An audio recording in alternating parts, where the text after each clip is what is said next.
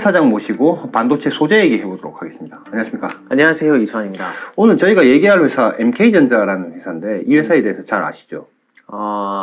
일반적인 사항은 좀 알고 있지요. 뭐 제가 사실은 또 잘 많이 알고 있고 그렇죠? 제가 주로 이제 얘기하려고 했는데 되게 생긴 지는 오래된 회사예요. 몇 년도에 생겼죠? 1982년도에 이제 설립이 된 회사고 82년도 하면 우리가 한국의 이제 반도체 역사로 되짚어볼 때 네. 지금은 작고하신 이병철 현대 이제 삼성 회장께서 예. 28 도쿄 구상 우리는 왜 반도체 사업에 진출해야 되는가라는 네. 발표를 했던 시기가 1982년도인데 MK전자는 당시에 이제 미경사라는 이름으로 귀금속 가공을 하는 전문회사로 출발을 했습니다. 전자산업이랑은 좀 거리가 있었네요. 그렇죠. 뭐 금 같은 거 이런 거 수입해서 세공하고 가공하고 했던 그때 시절에는 그런 산업이 많았으니까 그쵸. 했는데 어느 순간 이제 사업을 계속 이끌어 나가다 보니까 이쪽만 해서는 안 되겠다 해서 좀 하이테크 쪽으로 가야 되겠다라고 네. 해서 이제 반도체 분야에 뛰어들게 되었고 반도체 분야에서 금이 사용되는 게 사실 많아요. 뭐 금, 은, 구리, 팔라디움 이런 것들 많이 이제 쓰죠. 많이 쓰죠. 왜냐하면 금 같은 경우는 특히 지금은 어떤 그 솔더볼 자체로 이제 패키징을 솔더볼을 많이 쓰는데 많이 쓴다? 그럼 이제 조금 높은 제품들은 AP나 이런 것들은 이제 솔더볼 방식으로 가는데 여전히 이제 그 기판과 칩을 연결할 때는 네. 금선을 많이 쓰거든요. 그렇죠. 그리고 뭐 와이어, 본딩 와이어. 본딩 와이어, 네. 본딩 골드 와이어, 본딩 그쵸. 골드 와이어가 금선 얘기하는 거죠. 그래서 그쪽 사업을 진출을 했고 지금은 이제 이 회사가 작년 기준으로 매출이 별도 기준입니다. 네. 밑에 이제 자회사들이 좀 많아서 별도 기준으로 3,500억 원 정도 매출을 하는 회사인데 그 중에서 이제 본딩 와이어 부문이 90% 이상. 3천억 원 이상의 90% 왔다 갔다 하는데 대부분 주력 매출원은 그쪽에서 본딩 와이어 쪽에서 많이 나오죠. 그러면 이 회사의 주인이 계실 거 아닙니까? 이 회사는 원래 미경사로 시작했을 때는 원래 창업주는 있었고 네. 2010년도에는 이제 회사 주인이 바뀝니다. 지금 이제 실질적인 이제 소유주는 오너인 그 차정훈 회장이라는 분이시고 네. 이분이 원래 이제 신성건설이라는 건설사군요. 네, 건설 쪽에 그 기반을 두고 사업을 하시다가 2010년도 이쪽 저쪽 정확한 그쯤이었을 걸로 기억이 됩니다. 그쪽에서 그 시기에 이제 회사를 MK전자가 인수를 했죠. 인수하면서 이제 이름도 아마 MK전자가 바뀐 걸로 제가 기억을 하고 있고요. 신성건설은 이제 무슨 특수관계사로 이제 분류가 되고요. 네. 모회사는 오션비 홀딩스, 말하자면 지주사군요. 네, 같은 이제 성격인데 오션비 홀딩스 여기도 원래 2007년도 11월에 거암건설이라는 이름으로 설립이 됐는데 2010년도에 회사 이름을 바꿨죠. 이렇게 해서 그래서 MK전자 같은 경우는 이런 전자 분야의 소재를 주로 하는 제조업 기반이지만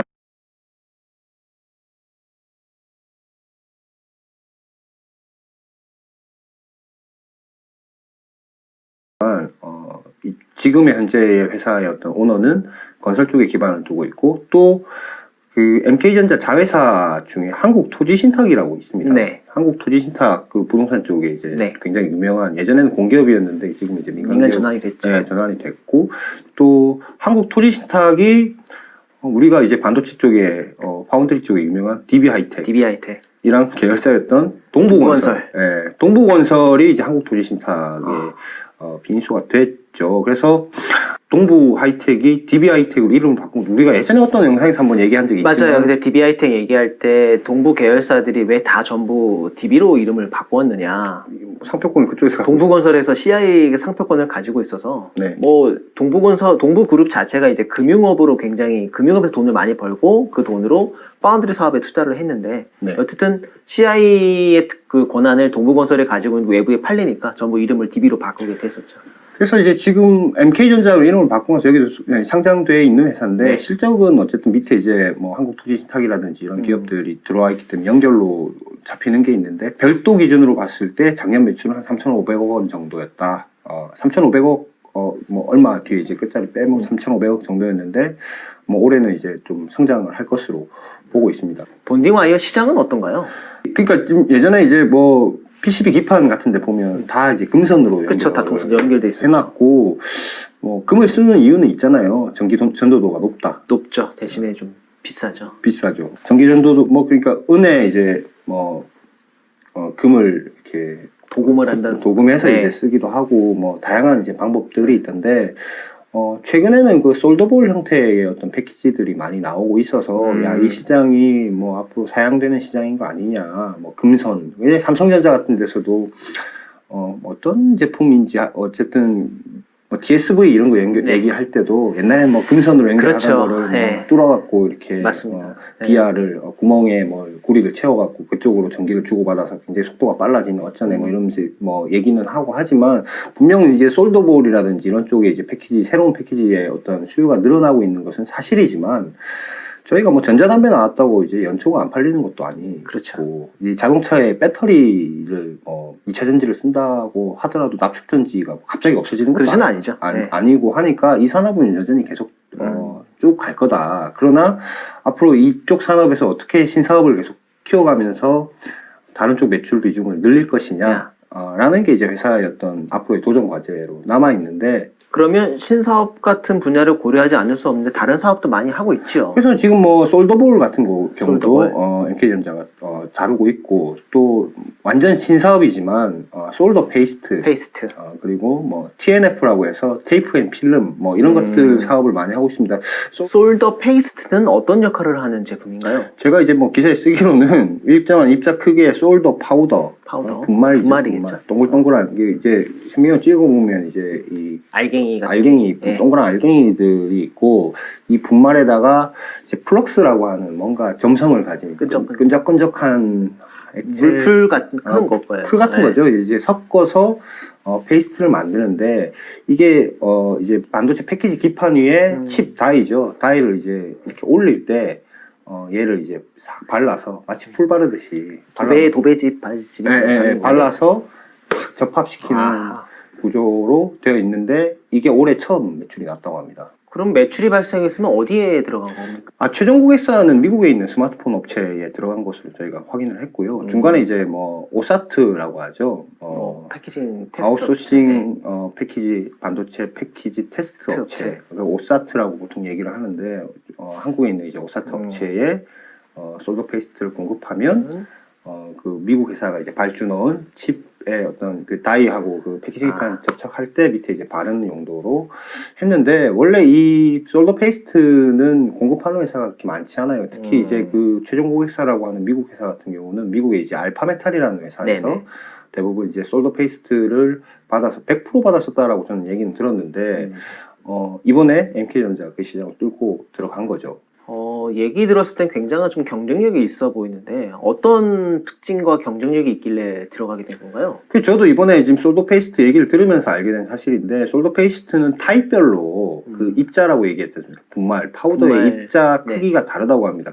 뭐 우리가 이제 이런 반도체 같은 이런 미시 과학이라고 해야 됩니까? 굉장히 작은 나노 세계를 다루는 거죠. 나노 세계를 다루는 곳에서 작은 게 경쟁력이거든요. 지금 이제 주로 많이 쓰이는 타입이 타입 4나 타입 5가 이제 많이 들어간다고 그러고 지금 MK전자가 올해 매출을 낸 품목은 타입 6라고 합니다. 뒤에 숫자만 봐서는 크기를 좀 알기가 쉽지 않은데 크기 차이는 어떻게 되는 겁니까? 그러니까 이제 타입 6 하면 숫자가 올라갈수록 더 작아진다라는 더 얘기인데 일단 지금 제일 많이 쓰는 타입 4 같은 경우는 입자 크기가 마이크로미터 단위인데 20에서 38 마이크로미터. 20에서 38. 근데 이제 지금 MK전자가 공급한 타입 6 같은 경우는 5에서 15 마이크로미터. 왜 근데 5에서 15 마이크로냐라고 얘기하냐면 다 5 마이크로로 이제 균등하게 얘기하기는 어렵고. 5 마이크로짜리도 있고, 뭐 7 마이크로짜리도 있고, 15 마이크로짜리도 있고. 그 레인지 안에만 들어가면 그게 그 파우더 볼 크기를 얘기하는 거군요. 그렇죠. 볼 크기가 그 레인지 안에 들어가면 타입 6다. 그리고 이 왜 작은 걸 써야 되느냐? 이게 결국은 반도체가 미세화되다 보면 결국 이 볼과 볼 사이의 어떤 간격도 이제 좁아지기 때문에 이 알갱이들도 더 작아져야 된다고 합니다. 그래서 그 작은 거를 만드는 게 기술이다. 그리고 지금 타입 6 상용화 됐지만 MK전자는 타입 7도 더 작아진군요. 더 작아진 것도 개발이 완료가 이미 됐다고 합니다. 그럼 이 제품을 직접 만드는 건가요? 왜 뭐 이거 하려고 지금 학급 뭐 용해로라고 하는데 어. 그 파우더를 만들 수 있는 네. 어떤 설비 자체도 본인들이 직접 갖고 있고 또 뭐 개발하는데 꽤 시간이 걸렸다고 그래요. 그래서 네. 본인들이 직접 뭐 개발도 하고 생산도 하기 때문에 뭔가 고객사가 원하는 어떤 요구 사항을 잘 맞춰줄 수 있다라고 하는 것이 어떤 NK전자에서 굉장히 자랑하는 강조하는 내용 중에 하나입니다. 개발도 본인들이 직접 하고 생산도 직접 본인들이 다 한다. 네. 알파메탈은 미국 회사라고 하셨는데 다른 기업들은 없습니까? 지금 솔더 페이스트 하는 회사들 중에 제일 잘하는 곳들, 뭐 제일 잘하는 탑티어라고 하죠. 네. 상위 기업들에 이제 분류되는 회사 중에 하나가 이제 미국의 알파메탈이라는 회사고, 네. 독일의 헤레우스라는 헤레우스. 기금속을 전문으로 하면서 뭐 광산도 가지고 있는 그 독일 아주 큰 굉장히 오래된 기업. 나름대로 수직 계열하네요. 네. 재료 캐서 본인들이 직접 만드니까. 그리고 또 일본의 고키. 고기. 고키 지금 뭐 KOKI라고 예. 적혀 있던데 고키라고 부르기도 하고 일본어 업체 이름들은 참 얘기하기가 어려워요.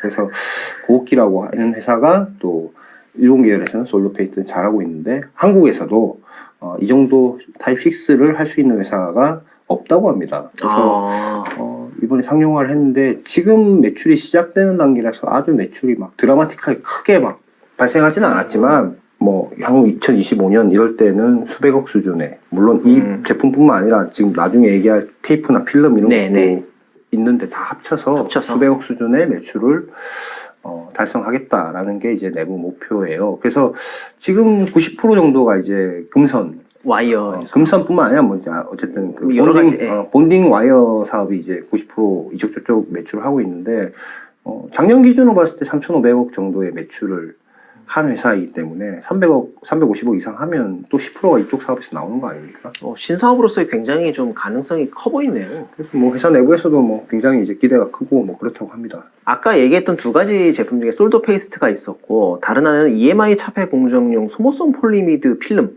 네. 좀 한번 설명을 좀 해주시죠. 저희가 이제 핸드폰을 쓰다 보면 전자파가 다 나오게 돼 있어요. 모든 제품은 다 전자파가 나오죠. 심지어 메모리에서도 전자파가 그쵸. 나오니까 예전에 몇 년 전에 2017년도인가 미국의 이제 큰 스마트폰 제조업체는 전자파가 나면 이게 귀에 들고 있으면 사람에도 몸에 좋지도 않고 사람 몸에 안 좋은 거 일단 둘째 치더라도 그건 이제 입증이 안 되니까 사실 우리가 무선 충전도 지금은 선이 없이 그냥 무선 충전 선 없는 건 맞죠. 근데 이제 떨어져 있는 건 아직은 개발이 안 돼 있고 딱 이 어떤 영역에 딱 갖다 붙여야 충전이 되잖아요. 그쵸. 근데 나중에 이게 떨어졌을 때는 이게 하늘 사이로 전기가 왔다 갔다 하는 게 사람 몸에 어떤 영향이 있는 거야? 라고 하지만 그거는 뭔가 지금 제대로 된 연구 결과라든지 영향성에 대해서는 나온 건 없는데 그 제품을 만드는 회사 입장에서는 칩과 칩에서 또 전자파가 왔다 갔다 하면 그 간섭 현상 있죠. 문제가 일으킨다고. 그래서 어느 정도는 거리를 띄워놔야 되는 문제가 있는데 그래서 이제 미국 회사 같은 경우는 국내 회사도 지금 많이 이제 따라가고 있고요. 어느 순간부터 주요한 칩에는 전자파 차폐 공정을 하고 있어요. 그 전에는 보통 EMI 쉴드라고 그래서 금속판을 많이 댔었는데 그 캔 방식이라고 맞아요. 해서 패키지 위에 뭐 캔을 덧대고 하기도 했는데 이제는 패키징 끝난 칩단에 위에 그 뭐 서스와 카파 이런 것들 스퍼터로 빵 치면 스퍼터링 방식이 이제 PVD 방식이잖아요. 뭔가 뭐 어떤 에너지로 이 중간에 이제 뿌려질 어떤 재료를 플라즈마라든지 이런 걸 빵 치면 얘가 팡 터지면서 이제 재료 위에 이제 싹 올라가는 그게 스퍼터 방식이라고 하는데 이 스퍼터 방식으로 EMI 차폐 위에 이제 서스랑 카파를 올리는 공정을 지금 많이 하고 있어요. 많이 하고 있는데 그 공정을 뭐 스퍼터 치는 회사는 뭐 이제 뭐 ASE라든지 뭐 스태트 치팩이라든지 엠코 이런 이제 오사트 회사들이 하는 거고 뭐 공정 장비들은 스퍼터 장비 공급하는 회사들이 있겠고 또 중간에 이송하고 이런 장비를 만드는 회사들도 있는데 이 필름은요 이제 이게 결국은 어쨌든 웨이퍼 상태에서 칩이 다 가공이 끝나고 나면 패키징을 해야 되잖아요. 그럼 다 자른 다음에 이제 패키징을 한단 말입니다. 그리고 다 패키징 되어 있는 이 칩 위에다 차폐를 해야 되기 때문에 얘를 고정할 수 있는 뭔가 좀 고정대가 필요하고 고정대가 필요해요. 그러려면 이제 동그란 형태로 이제 필름이 나오거든요. 이게 폴리미드 PI 필름인데 이게 이제 열에도 좀 강하고 하니까 필름 위에 동그란 필름 위에 이제 칩을 탁 올려놓는 거죠. 근데 이제 접착성이 좀 있어야 되고 또 떼어줄 뗄 때 때도 잘 떼- 잘 잘 떼어줘야 되고, 그리고 또 한 번 스퍼터를 빡 치고 얘를 칩을 다 떼고 또 어디 뭐 이 롤에 말아서 이제 주든 이제 딴 데 옮기고 나면 이 캐리어 필름 버리는 아, 이 고정하는 게 고정용 필름이라고 보면 되죠. 소모성 필름. 완전 소모성 필름이죠. 한번 치면 뿌려주고 나면 떼서 버리고 또 새 거 갖다 놓고.